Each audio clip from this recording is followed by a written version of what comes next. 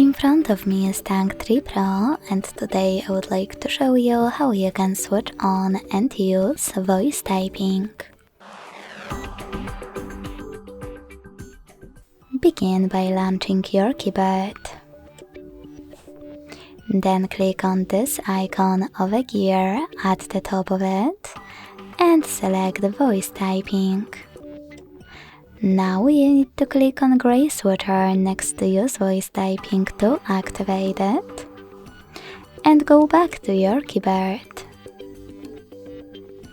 Finally, click on this microphone at the top right corner, and if you never used it before, hit while using the app or only this time in the pop-up. Then start typing. As you can see, voice typing is on. To stop, click on the same microphone again. Thanks so much for watching. If you enjoyed this video, leave a like, comment and subscribe. Bye!